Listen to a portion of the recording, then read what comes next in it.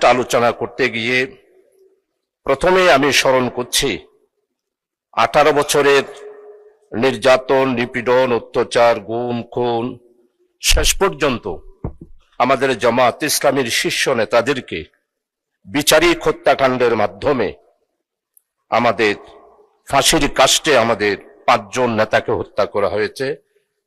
এবং 18 বছরে যেই সমস্ত পরিবার নির্যাতিত হয়েছে, নিপীড়িত হয়েছে, তাদেরকে স্মরণ করছি, শাহাদাত বরণ করেছেন।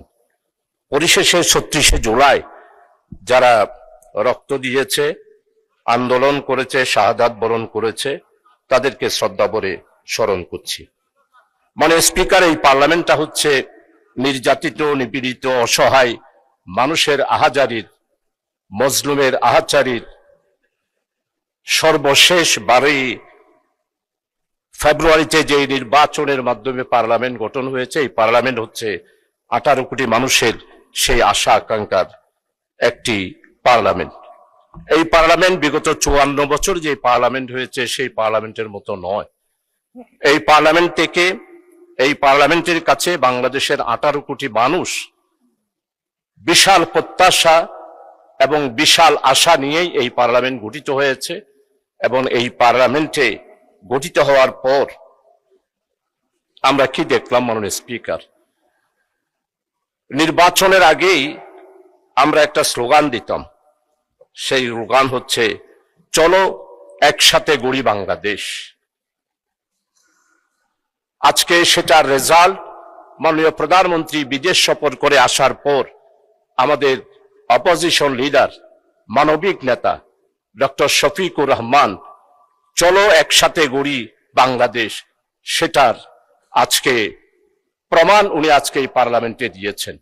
মাননীয় প্রধানমন্ত্রীর এই সফরকে উনি প্রশংসিত করে আজকে বাংলাদেশের মানুষকে অতীতের সমস্ত কিছু ভুলে গিয়ে আগামীতে নতুন বাংলাদেশ গড়ার উনি যে অঙ্গীকার নির্বাচনের আগে করেছিলেন, সেটার প্রতিফলন আজকে উনার অপোজিশন লিডার হিসাবে মাননীয় প্রধানমন্ত্রীর সফরের পরে বক্তৃতায় উনি আজকে সেটা প্রকাশ করেছেন। মাননীয় স্পিকার, ডক্টর শফিকুর রহমান সাহেব অপোজিশন লিডার, উনি তো দেশবাসীকে বুঝিয়ে দিয়েছেন। উনি সরওয়ার্দীর উদ্যানের মহাসমাবেশে বক্তৃতা দিলেন, বক্তৃতায় অসুস্থ হলেন। আল্লাহ তাআলা ওনাকে ভালো করলেন। অসুস্থ অবস্থায় বসে বসে জাতির উদ্দেশ্যে উনি বক্তব্য রাখলেন। বক্তব্য রেখে ঘোষণা করলেন, আমরা যদি ক্ষমতায় যাই তাহলে আমরা সরকারি কোনো সুযোগ সুবিধা নেব না, ট্যাক্স ফ্রি গাড়ি নেব না, এবং আমরা কোনো ধরনের গৃহায়নের জন্য, আমরা কোনো ধরনের বাস স্থানের জন্য কোনো ধরনের জমিও আমরা নেব না। এরপরে উনি অসুস্থ হলেন। ওনাকে প্রস্তাব দেওয়া হলো যে আপনাকে বিদেশে গিয়ে হার্ট অপারেশন করতে হবে। উনি বললেন, না, আমি আমার দেশের উপরে আমার আস্থা রয়েছে, আমি এই দেশের মধ্যেই চিকিৎসা করব। আল্লাহর মেহেরবানি, উনি চিকিৎসা করলেন, ভালো হলেন, দেশবাসীর কাছে মেসেজ দিলেন, আমরা আর আমাদের দেশের চিকিৎসা জগৎকে লজ্জিত করতে চাই না। আমাদের দেশের চিকিৎসা জগৎ সম্পর্কে অপোজিশন লিডার স্বীকৃতি দিলেন। মাননীয় স্পিকার, আমি আজকে শ্রদ্ধা ভরে স্মরণ করছি আমাদের 1991 সালে বাজেট পেশ করেছিলেন মরহুম সাইফুর রহমান। 2001 সালেও উনি বাজেট পেশ করেছিলেন সরকারের সময়ে। আমাদের মাননীয় অর্থমন্ত্রী চট্টলার অত্যন্ত ঐতিহ্য পরিবারের, বুনেদি পরিবারের, বাণিজ্যিক পরিবারের সন্তান। উনি চেম্বার সভাপতি ছিলেন, উনি আন্দোলন সংগ্রাম করেছেন।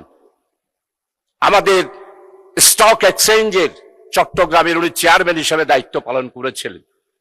আমি আশা করেছিলাম উনি বাংলাদেশের 18 কোটি মানুষের দিকে তাকিয়ে বাজেট দিবেন, কিন্তু উনি বাজেট দেন নাই।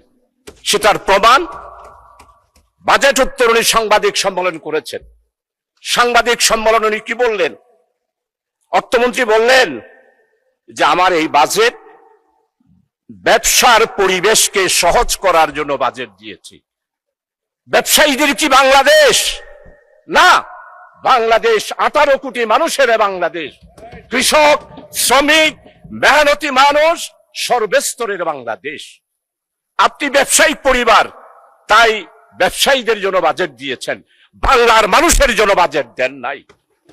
তাই আজকে আমি সাইফুর রহমান মরহুম ওনাকে স্মরণ করছি। উনি যখন বাজেট দিতেন তখন অপোজিশন লিডারদের কাছে টেলিফোন করতেন। আমি অর্থ মন্ত্রণালয়ে 2001 সালে কাজ করেছি। আমাদের সাথে আমাদের মুশফিকুর রহমান, যিনি অর্থ মন্ত্রণালয়ে এইবারে সভাপতি হয়েছেন, উনার সাথে আমরা কাজ করেছি। আমরা দেখেছি বাজেট যখন বক্তব্য পেশ করা হতো, এর আগেই উনি অপোজিশন লিডারের সাথে কথা বলতেন, বাজেট তৈরির ব্যাপারে সহযোগিতা চাইতেন। এইবারের বাজেট যারা তৈরি করেছেন এরা কারা? এরা কি 36শে জুলাইয়ের চেতনাকে ধারণ করেন? না। যারা বাজেট তৈরি করেছেন, অতীতে যেভাবে বাজেট তৈরি করেছেন 18 বছরে যারা স্বৈর শাসক ফ্যাসিস্ট, তাদের বাজেট যারা তৈরি করেছেন, এইবারও ঠিক তারাই বাজেট তৈরি করেছেন। আপনারা যদি আমাকে বলেন কে কে সেই রকম, আমি অবশ্যই ধরিয়ে দিতে পারবো, কিন্তু মহান পার্লামেন্টে আমি তাদের নাম ধরতে চাই না। আপনারাই চিন্তা করেন, এই বাজেট আপনারা যে তৈরি করেছেন, আপনারা সবাই স্লোগান দিয়েছেন নির্বাচনের আগে, আমাদের মতো সবার আগে বাংলাদেশ। এইবারের বাজেটে সবার আগে বাংলাদেশের এই স্লোগানটি কি প্রতিফলিত হয়েছে? এটা যদি প্রতিফলিত হতো তাইলে আপনারা কৃষি সম্পর্কে যেই বক্তব্য দিয়েছেন, বাজেট পেশ করেছেন, সেটা কি এইখানে আছে? আমাদের সম্মানিত কৃষি মন্ত্রী জনাব মাওলানা মতিউর রহমান নিজামী বাংলাদেশে 54 বছরে কৃষকদের জন্য মাওলানা মতিউর রহমান নিজামী মন্ত্রী হিসাবে যেই বিশাল পরিবর্তন করেছিল 4 দলীয় জোটের আমলে, সেটা 54 বছরের অন্য কোন বাজেটে বা অন্য কোন মন্ত্রী সেটা দেখাতে পারে নাই। সেটা কেমন? মানে স্পিকার, আমাদের মন্ত্রী 4 দলীয় জোটের আমলে যখন কৃষি মন্ত্রণালয়ের দায়িত্ব নিলেন, উনি তখন ব্লক সুপারভাইজার ছিল প্রতি ইউনিয়নে একজন। আমার মন্ত্রী, আমাদের নেতা শহীদ মাওলানা মতিউর রহমান নিজামী কৃষকদের কথা চিন্তা করে উনি প্রত্যেকটা ইউনিয়নে 9 জন করে প্রতি ওয়ার্ড ভিত্তিক একজন ব্লক সুপারভাইজার দিয়ে কৃষকের মধ্যে বিশাল একটি বিপ্লব এনেছিলেন। উনি ঘোষণা দিয়েছিলেন, আজকে আপনারা গাছ রোপণের কথা বলেন, এই গাছ রোপণের চিন্তাধারা সফল করেছিলেন তৎকালীন 4 দলীয় জোটের আমলে 3 বারের প্রধানমন্ত্রী বেগম খালেদা জিয়ার আমলে সফল কৃষি মন্ত্রী মাওলানা মতিউর রহমান নিজামী বলেছিলেন, একটি বাড়ি খামার বাড়ি আর বনজ শিল্প, বনজ ঔষধ এবং অর্থকরী গাছ লাগানোর বিপ্লব এনেছিলেন মাওলানা মতিউর রহমান নিজামী। কিন্তু আমরা এবারের বাজেটে কি দেখি? কৃষকদেরকে অবহেলা করা হয়েছে। অতীতে যা বাজেট ছিল তার থেকে আপনি কমিয়ে দিয়েছেন। কৃষক ছাড়া বাংলাদেশ বাঁচবে না। তাই আমার প্রস্তাব হলো, কৃষকদের ব্যাপারে এই বাজেটে আপনাকে অবশ্যই কৃষকদের ব্যাপারে আপনাকে বাজেট বরাদ্দ বাড়িয়ে দিতে হবে।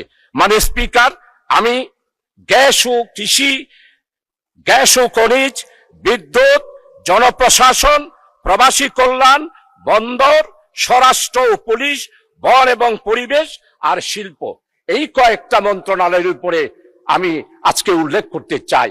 15টা মন্ত্রণালয়ে আপনি অতিরিক্ত বাজেট দিয়েছেন, কিন্তু এই 9টা মন্ত্রণালয় আজকে দুকে দুকে মরতেছে। গ্যাস, আজকে 54 বছর একটা গ্যাস কূপও আপনারা উত্তোলন করতে পারলেন না। অথচ আমাদের পাশে রাখাইন, এই রাজ্যের পাশেই আজকে বঙ্গোপসাগরে গ্যাস উত্তোলন হয়েছে, অথচ আমরা এখনো পর্যন্ত গ্যাস পাই নাই। গ্যাসের চাহিদা দিন দিন বাড়তেছে, আর আমাদের গ্যাস আমদানি করতে হয়। আমরা একটা গ্যাস কূপও আজকে আমরা 54 বছরে পারি নাই। 1993 সাল আমাদের সম্মানিত ডক্টর খন্দকার মোশাররফ সাহেব খনিজ মন্ত্রী ছিলেন। আমাদের আজকের স্বরাষ্ট্রমন্ত্রী তৎকালীন 91 সালের প্রধানমন্ত্রী দেশনেত্রী বেগম খালেদা জিয়ার অফিসে উনি থাকতেন, প্রধানমন্ত্রীর সহকারী ছিলেন। উনার অবশ্যই খেয়াল থাকার কথা, 1993 সালে যখন পার্লামেন্টে বক্তব্য রাখলাম, তখন মাননীয় প্রধানমন্ত্রী ডক্টর খন্দকার মোশাররফ সাহেবকে নির্দেশ দিলেন যে চৌধুরী যে বক্তব্য রেখেছে, আমাদের চট্টগ্রামের গ্যাস ফিল্ড কুমিরাগুনা বড় হাতিয়াতে সেই গ্যাস ফিল্ড আপনি পরিদর্শন করুন। ডক্টর খন্দকার মোশাররফ, ওনার মন্ত্রণালয় এবং আমার আজকের স্বরাষ্ট্রমন্ত্রী ওনারা সহ আমার সেই এলাকায় গেলেন। 1978 সালে চট্টগ্রামের গ্যাস ফিল্ড, আমার মাননীয় অর্থমন্ত্রী আপনিও জানার কথা, রাশিয়ার উদ্যোগে সেই গ্যাস ফিল্ড থেকে অলরেডি গ্যাস উত্তোলন হলো। 1970 সালে আমরা চট্টগ্রামবাসী সবাই আশান্বিত হলাম, চট্টগ্রামে আমরা গ্যাস একটি ফিল্ড পেয়েছি। কিন্তু দুর্ভাগ্য, 1971 সালে দেশ স্বাধীনতার পর আধিপত্যবাদী হিন্দুস্তান আমার ওই রাশিয়ার গ্যাস ফিল্ডে ওনারা সবাই সরজমিনে দেখেছেন, সেইখানে সীসা ঢেলে দিয়ে আমার গ্যাস ফিল্ডটাকে বন্ধ করে দিল। আমরা গ্যাস পেলাম না। আমাদের আজকের স্বরাষ্ট্রমন্ত্রী উনিও গিয়েছিলেন, ডক্টর খন্দকার মোশাররফ সাহেব, ওনার সমস্ত মন্ত্রী পরিষদের যারা ডিজি ছিলেন ওনারাও গিয়েছিলেন। তাই আজকে আমি দাবি করছি, আমার চট্টলার ওই গ্যাস ফিল্ড ইন্ডিয়া স্বাধীনতার পর বাংলাদেশকে অর্থনৈতিক দিক থেকে ধ্বংস করার জন্য আমার গ্যাস ফিল্ড শেষ করে দিয়েছিল। বাঁশখালীর চাম্বল আর আমাদের চট্টগ্রামের লোহাগাড়ার বড় হাতিয়ার এই গ্যাস ফিল্ডকে আবার পরীক্ষা নিরীক্ষা করে সেইখানে গ্যাস পাওয়া যায় কিনা সেই ব্যাপারে চিন্তা করতে হবে। মাননীয় স্পিকার, আজকে মাননীয় অর্থমন্ত্রীর কাছে অনুরোধ করব, আপনি গ্যাস সন্ধানের জন্য সেখানে বাজেট বরাদ্দ করেন। এইভাবে রাখাইন বারবার যদি একটা গ্যাস পায়, ইন্ডিয়া যদি গ্যাস পায়, আমাদের 18 বছরের প্রধানমন্ত্রী উনি নাকি সমুদ্র জয় করেছিলেন। আজকে এতদিন হয়ে গেল, উনি ক্ষমতায় 18 বছর ছিল, বঙ্গোপসাগর কোথায় বিজয় করেছে সেটার এখনো পর্যন্ত রেখা উনি দিতে পারেন নাই। আমাদের চট্টগ্রামের আরেক কৃতি সন্তান স্বরাষ্ট্রমন্ত্রী, আজকে আমাদের চট্টগ্রামে একটা কথা এসেছে, ওদের ফতোয়ার জন্য আর মাদ্রাসায় যেতে হবে না। তো আমি জিজ্ঞেস করলাম কেন? ওদের ফতোয়া তো আপনাদের এই পার্লামেন্টেই দেওয়া হয়। ফতোয়া কিরকম? ফখরুল ইসলাম মাননীয় মন্ত্রী, উনি যেমন ইসলাম নয়, জামাত ইসলামীও ইসলাম নয়। মানে স্পিকার, জামাত ইসলামীকে জানতে হলে 100 বছরের ইতিহাস জানতে হবে। জামাত ইসলামী কি ইসলামী দল না অন্য কিছু, সেটার ফতোয়া দেওয়ার দরকার নাই। তাই আমাদের চট্টগ্রামে এখন বলতেছে হাল জমানার মুফতি তিনি, আর একটা বললাম না, আলিফ বাতা জানেন না। মানে স্পিকার, আমরা ফতোয়ার জন্য আর হাটহাজারে যাব না, ফতোয়ার জন্য পটিয়াও যাব না, ফতোয়ার জন্য লালবাগেও যাব না। আমাদের এই মহান পার্লামেন্টে জামাত ইসলামীকে ইসলামী দল নয় বলে যিনি বলেন, তার কাছ থেকেই আমরা ফতোয়া নেব। মানে স্পিকার, জামাত ইসলামীর ইতিহাস, গণতান্ত্রিক আন্দোলনের ইতিহাস, জামাত ইসলামীর ইতিহাস, ইসলামের উপরে যখন এই আঘাত এসেছে, জামাত ইসলামী বজ্রকণ্ঠে রাজপথে প্রতিবাদ করেছে, সারা বিশ্বে স্বীকৃতি দিয়েছে জামাত ইসলামী হলো ইসলাম রক্ষার জন্য একটি মাত্র বাংলাদেশে, অন্যান্য ইসলামী দলের মতো নয়। জামাত ইসলামী গণতান্ত্রিক, নিয়মতান্ত্রিক, মানুষের অধিকার প্রতিষ্ঠার জন্য, ওয়েলফেয়ার স্টেট কায়েম করার জন্যই জামাত ইসলামী।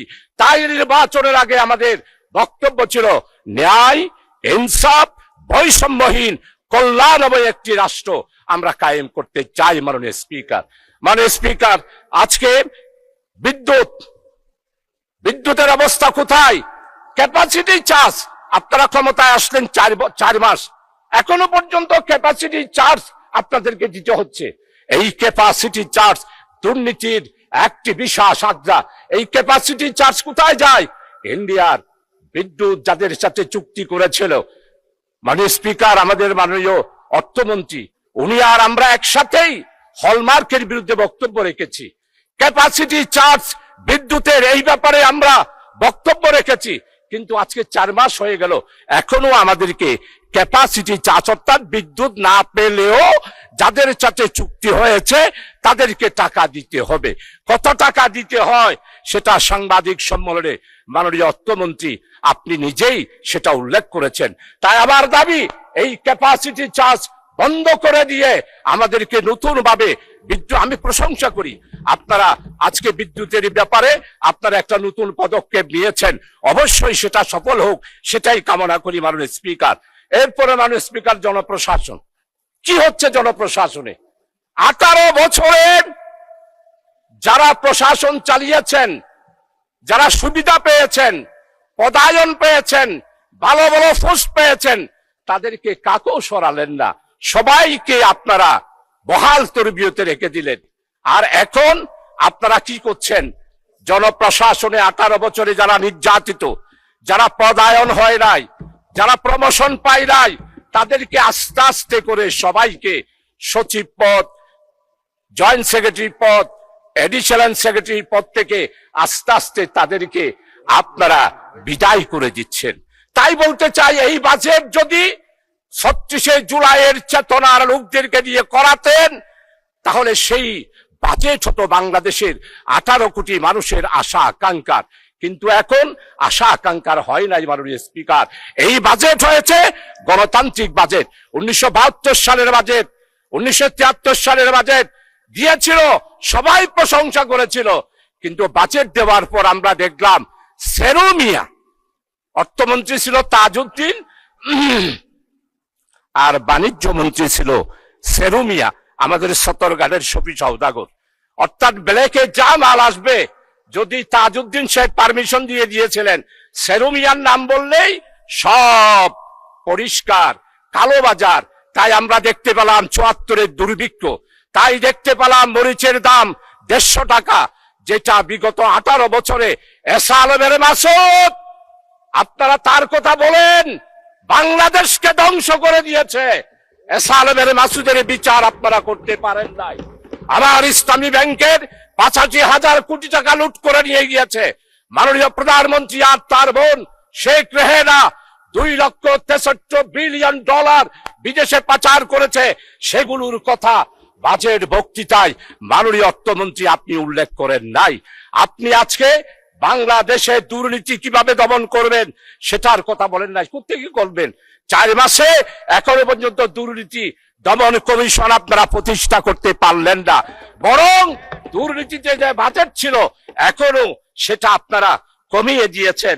তাই আপনাদের কাছে অনুরোধ করব, আসুন আপনারা যদি দেশ এবং জাতির স্বার্থে আমরা নতুন যেই যাত্রা শুরু করেছি, সেই যাত্রার জন্য আপনাদের কাছে অনুরোধ করব, আপনারা মেহেরবানি করে দয়া করে বাজেটের মধ্যে আমি যেই 9টা মন্ত্রণালয়ের কথা বলেছি, সেই মন্ত্রণালয়ে বাজেট বৃদ্ধি করার জন্য, সেই ব্যাপারে চিন্তা করার জন্য। মানে স্পিকার, পুলিশ শুধু বলতেছে আইনশৃঙ্খলা, পুলিশের মধ্যে এখনো পর্যন্ত আপনারা 14,000 শূন্য পথে পুলিশ দেওয়ার কথা বলেছেন। ফ্যাসিস্ট স্বৈরাচার শেখ হাসিনার আমলে যেই পুলিশ নিয়োগ দেওয়া হয়েছে, তাদের ব্যাপারে কোনো তদন্ত হচ্ছে না। 4 মাসে 18 বছরে যেই দুর্নীতি হয়েছে সেটার শ্বেতপত্র আপনারা প্রকাশ করছেন না। আসুন প্রবাসী কল্যাণ, আজকে প্রবাসী কল্যাণ মন্ত্রণালয়ে বাজেট বরাদ্দ করতে হবে। চট্টগ্রাম বন্দর এতদিনের বন্দর, এখনো পর্যন্ত বড় ভেসেল গুলা ঢুকতে পারে না, বড় ভেসেল গুলা বাইরে থাকে, সেই ভেসেল থেকে জাহাজ দিয়ে মাল এনে এখনো পর্যন্ত মানদাতার আমলের বন্দর পরিচালিত করা হচ্ছে।